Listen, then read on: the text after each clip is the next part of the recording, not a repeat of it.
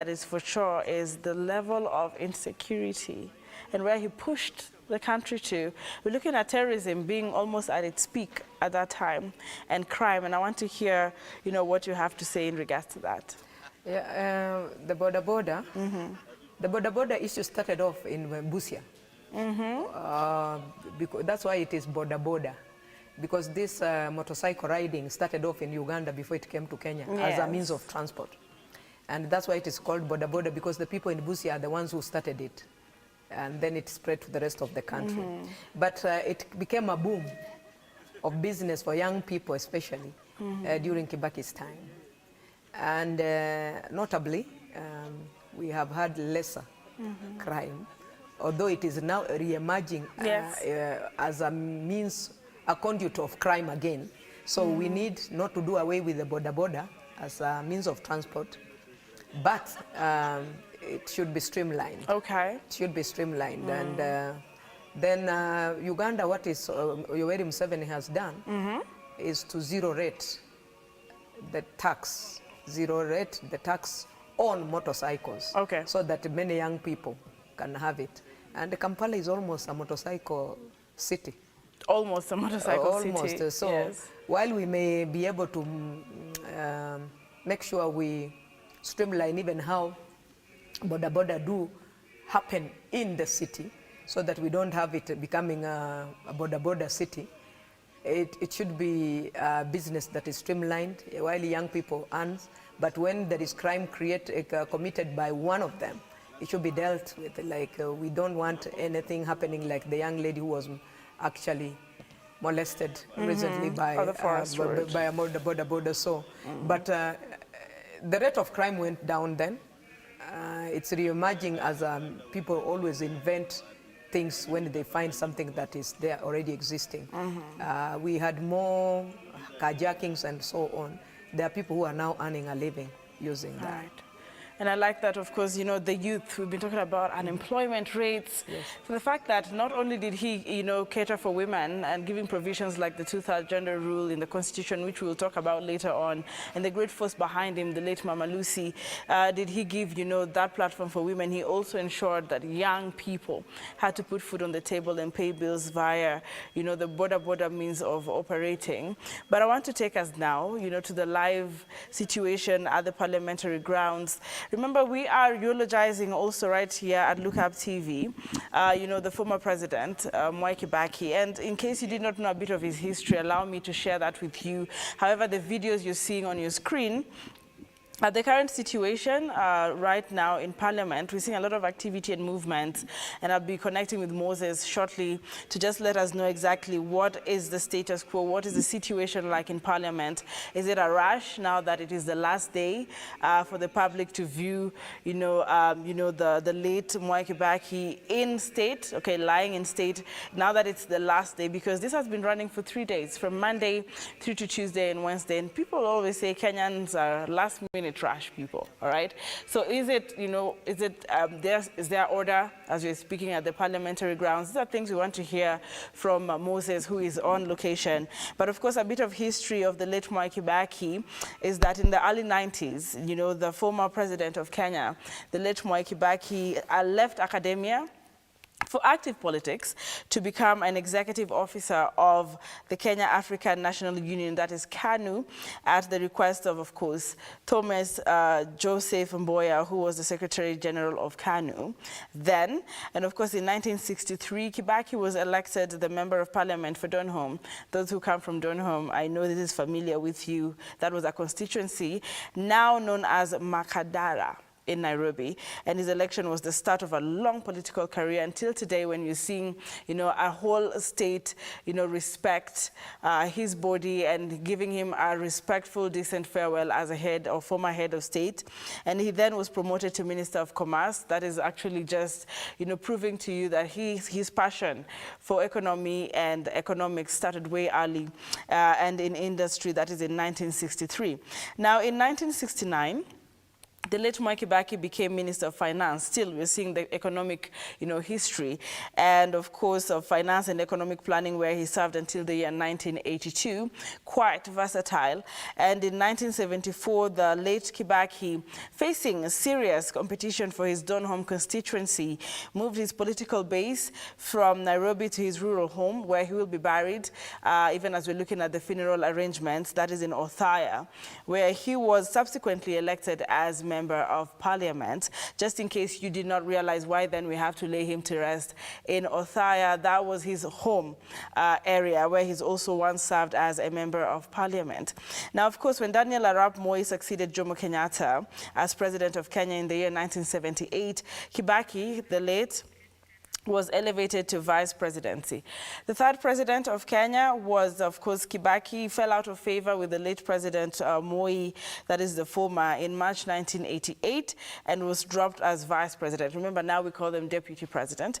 And he moved to the Ministry of Health as a minister. On 27th December 2002, Kibaki under NAC party won the elections, garnering by far about 62% of the votes in the 2002 presidential elections. And in January 2003, the late Mwai Kibaki introduced what you all celebrate, most of you rather, celebrate a free primary education initiative, which added over 1 million children who were unable to afford school expenses in the country. Now, it remains recorded in history, however. In 2007, the election results dispute, which took Kenya to the historical post-election violence that persisted for more than, of course, 2 months, as Kibaki ruled with half a cabinet, one of his kind. He ruled with half a cabinet he had appointed. And of course, in 2008, the National Accord and Grand Coalition of the government was formed. That's one of the things that Mrs. Ariviza said, some level of modesty and humility that he actually showed as one of his attributes as a leader.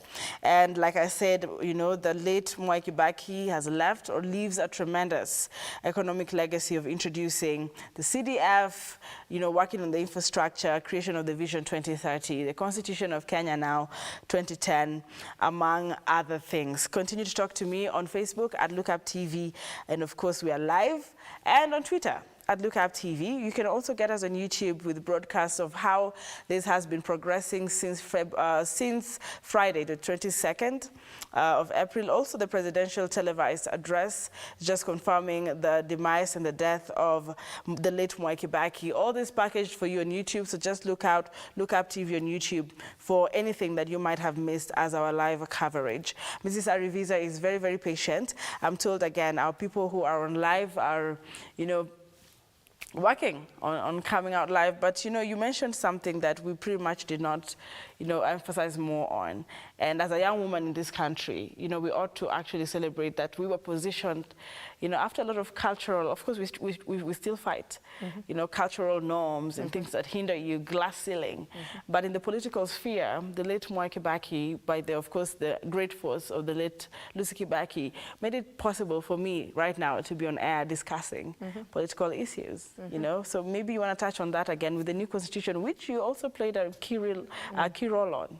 Yeah, we have the two-third gender rule that came in. It hasn't been implemented because because our male counterpart, who come from the Kenyan communities that are patriarchal, male-dominated, haven't accepted it.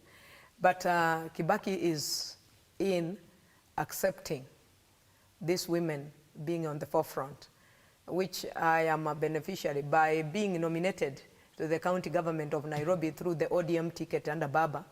It just brought in that. I wouldn't probably have gone in that direction. I would still be making progress economically and in the lives of people through teaching. So I got on another level of leadership, which I know I will contribute for a while. It's very notable that it is under him in the constitution making where this came about, the women issues, the human rights. Well, in fact, I think after the preamble and chapter 6 of the values of the peoples of Kenya and what should not be, the next one is the human rights. And these rights are very many. a right to association, a right to family, a right, there are very many rights, yes. Citizenships and so on. These rights are enshrined in our constitution, and people need to know. A right to information, like what we are doing now. So a while ago, we could not have live. We needed to record, yes. And then you would actually remove, edit some parts of the conversation before you air it. Woe unto you if you aired some conversation, like the way we are having a part of the humorous part of the president, it wouldn't have been allowed. So these rights are there in this constitution, and the women rights particularly, that even women in this country now can own land. Yes. They can inherit land from their family members. Did you know that? Right now, because most of our societies is the males that inherit land. But right now it has been put that a father can bequeath, yes, a girl of property. A girl is able to inherit.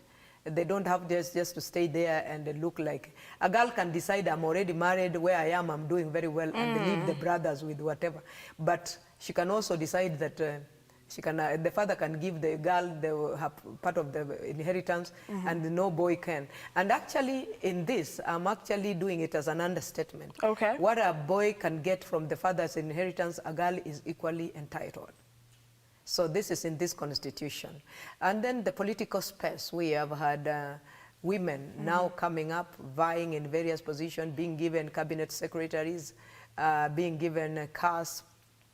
And even in the defense forces. Yes, exactly. Yes. Yeah, the cabinet secretary for defense forces has been, until recently, Omamo, Miss Omamo, and that is remarkable, because that is a very sensitive area in Kenyan history and in the African countries, because you don't put defense anybody that can betray you, because you could also be overthrown. And then in Kenya, we also have this thing of Al-Shabaab.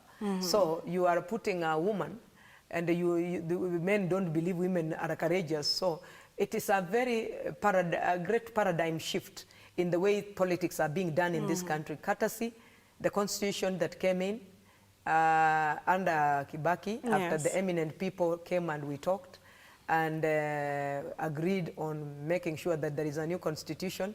We are still in the process of implementing, but I know there is a lot that will be implemented. There is also the children's rights that are a part of family rights, yes, and the women's rights. Children, unfortunately, as an educationist, we gave them too many rights, and we didn't give them responsibilities. Rights without responsibilities is very dangerous. Oh, yes, and it is. That's why we have had escalation of burning of houses, and that's why I said some of this, we must make sure, while we give them rights, they must know their responsibility. Because any right without responsibility is actually a violation of that very right. You have to have a right, but you have to be responsible for your country, responsible for your life, responsible for your family. You cannot just have rights where you think everybody owes you everything. If you give nothing, our young men and women must know that there are rights, but there are responsibilities that go along with them, including the rights of respect to their parents, respect to the leadership of the society, respect to the teachers and the principals of the schools. So, and this is both boys and girls. So women have been removed from the shackles. We are still fighting retrogressive cultural practices like FGM. But we are hoping that it will be done away with. But suffice to say, we have some cultures that have whatever, but we also have some cultures that don't have that. Okay. But we need to fight it as a collective personality and responsibility, because there are more harm. There is more harm for the people that do FGM. In fact, I think it's yesterday when I was reading in the paper that said that there is a person that is regretting that the girls she has done FGM with, female mutilation. Genital mutilation. Yes, that many of them have died when giving birth. Quite unfortunate. Yeah, so we must continue fighting it, and it will be led by women and men, because sometimes men are the ones who think that some part of the body of a woman should be scooped out so that they don't move around, but anybody that is promiscuous will still move with or without. All right, I really like that, she comes in as a point of, a psychologist, a teacher, and also a politician. And our time has, is running out. But I also just want to acknowledge that it's been very impactful, this conversation, in all ways whatsoever. We had moments of laughter as well, as we are celebrating and, of course, just walking down this memory lane of the late Mwai Kibaki. And, we don't touch on technology much. I've been curious as Anki, on what it was like during, Mwai Kibaki's tenure in terms of technology. There is a revolution. There is a revolution of technology right now, and social media and so on. Of course, I wouldn't go into his person. I'm not sure if he had WhatsApp and what, but he had a ministry, yes, which of ICT, and which is still there. Yes. The one thing that we will acknowledge is that the new constitution allowed him to bring in technocrats. Okay. And Kibaki did a bit of that in a very good way, where these guys were not politicians, but workers. They were very good. The only, unfortunately, when this has gone on, when they have, we used to have a government where the ministers were part of the parliament. Okay. And the assistant ministers also were part of the parliament. However, with the new constitution, it gave a leeway of the technocrats just being brought from outside. And he may not have been very technological in himself, but I think he brought in people who would use those technology. And I believe it's FMIS, this method of bringing all the government tenders together. Yes. Of course, some Kenyans have already hacked into the system and misused it as it is. But it was a system of making sure that things are working together, where tenders are centralized. Yes. And the 2/3 of all the tenders should go to women, youth, and people living with disability. Is not being implemented, and it's dying slowly. And we must revive that. We must revive that so that women can get this standard, because that's one way of being able to uplift their living standards and people living with disability and the youth. It's not being done, but it should. FMIS, under the Treasury, it's an important aspect that came in during Kibaki's time. Yes. Of course, it is still going on. Yes. So we really appreciate this great son of the land, and may his soul just rest in peace. Okay. And I want us to, we're about to wrap up this particular, show, but I want to hear from the, the team on the ground, because we will still be leaving you with the team on the ground, even as we go into the 1 p.m. bulletin and 4 p.m., 7 and 9 p.m. respectively. Let's hear from Moses. If you can hear me, just take over and let us know what exactly is happening at the parliamentary grounds, even as we close, the third day of, the viewing of the late President Mwai Kibaki. Moses. Right. Thank you very much. Thank you very much, Anki. You've asked a lot of questions. All right. Thank you very much. Thank you very much, Anki. You've asked a lot of questions about the economy, of course, about everything that is happening, particularly in the country. This is now the last day, following up the 3 days that have consecutively been to the viewing of the late President Mwai Kibaki. And of course, this now is the last day that Kenyans are allowed to view the body of the late President Mwai Kibaki. Now, remember, we have mentioned many things concerning President Mwai Kibaki, and of course, many people have brought out their feelings on how they remember the late President Mwai Kibaki. People have actually said a lot of things. If you take a look at the economic balances that have been brought by the president, indeed it is now to send just some condolences of how they feel about now this day. Remember, actually, Kenyans will also be prepared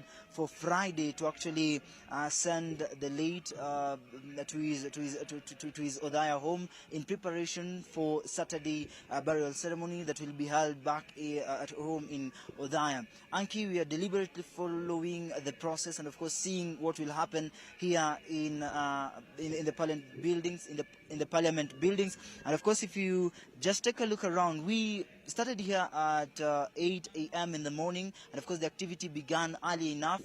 But to this point, we've seen a crowd of people coming here, everybody with different feelings, stating what they feel about this particular day. And of course, it is a rush hour, the third day. We will actually remember the late Mwai Kibaki as well. in a few minutes, we'll be able also to speak to different people. Will also tell us how they feel about this particular day and how they feel about the late President Mwai Kibaki. We don't have much, but the process is ongoing. The process is ongoing, of course. If you hear from afar, the choir is responding widely. To what is happening currently, and also they are singing songs. Songs are just to impress the mood of the day. If you can hear me, Anki, you've stated the history of the late Mwai Kibaki, and of course the history states a lot, the activities that he has done, the strength that he has put in place to actually make sure that things are stable and are at hand. Particularly this moment, Anki, at the morning read, the big conversation. Now you've spoken a lot about what is happening currently. Security is tightened, starting from the far end to that point where things are actually very tight. The security is very tight.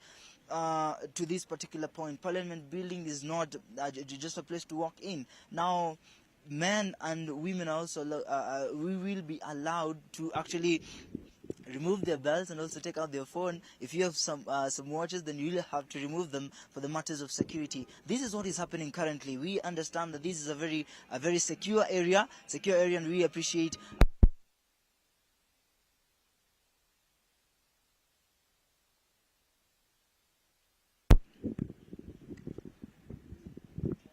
Yeah, sorry for that small technical hitch, but I was saying that the security levels are tightened here at the Parliament buildings. We'll take much over to the rest of the anchors through the day. Is it possible to hear from at least one Kenyan at this moment? How is the situation? Is that possible?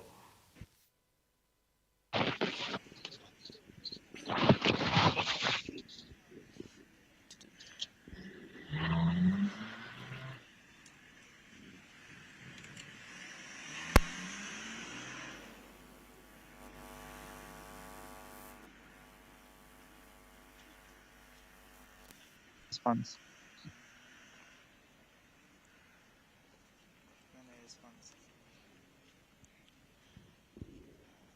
So just to take a look on what is happening here, we had just a small technical hitch. If you take a look of what is happening here, people are crowding here just to see and view, send their last moments to the late President Mwai Kibaki. This is just a moment to appreciate what he has done, what he has actually taken into consideration, the activities he has done, where he has taken the country from up to this moment. We're just paying the last respect to the late Mwai Kibaki. Anki, if you can listen to me, this is the last day that we are going now to say our last goodbyes to the late Mwai Kibaki as we wait for Friday's preparation and for the burial ceremony that will be held on Saturday here. There in Odaya is Bathom. Exercise ongoing. Is there a limited time for the Kenyans, especially for those who are trying to make their way there as we are speaking? Is there a limited time that they should have in mind, or is it open throughout the day? When will this exercise end today? If you have that information, would love to hear.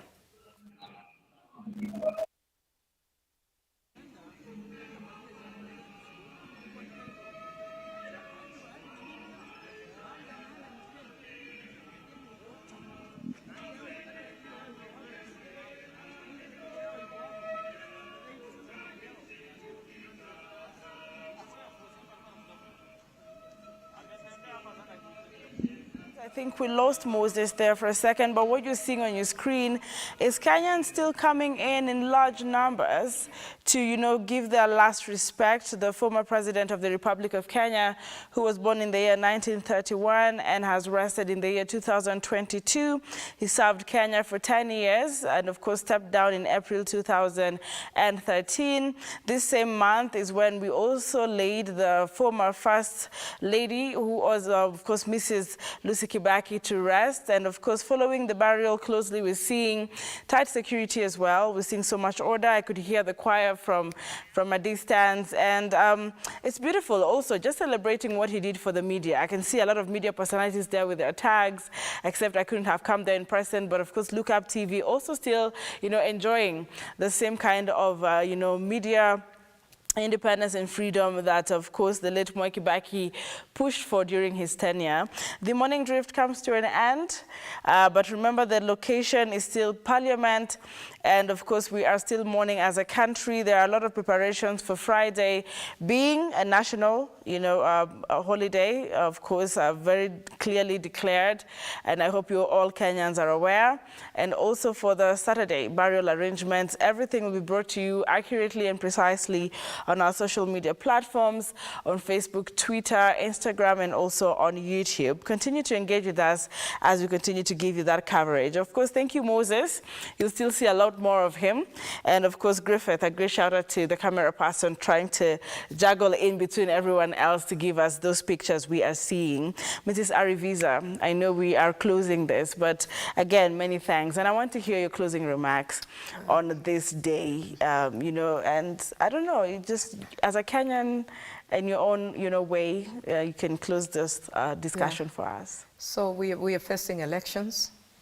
We are praying that we will have peaceful elections, and there'll be peaceful handover of elections, and that Kenyans will come out to vote as we celebrate this great son, because it's not just going to go immediately. We will still be remembering him and his late wife, Lucy.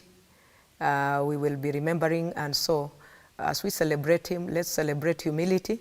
Let's celebrate giving in and taking. Let's celebrate winners and losers at the same time, so being friends. Let's celebrate the Kenyan that we want. Unity, love, and peace. Let's celebrate one another in diversity, where we don't get hostile, and let's have a cohesive society where we can all live together in harmony and peace. Thank you very much. Just not forgetting that you're a member of the County Assembly Nairobi, and you're also an educator, a psychologist, and a mother. Karibu sana again. Asante. And of course, I'll end this as Anki Dorisumbat, just to say, oh God of all creation, bless this our land and nation. Justice be our shield and defender. May we dwell in unity, peace, and liberty, and plenty be found within our borders. Enjoy the rest of your viewing. Have a good day, and may His Excellency, the former president, that is the third president of the Republic of Kenya, the late Mwai Kibaki, rest in eternal peace.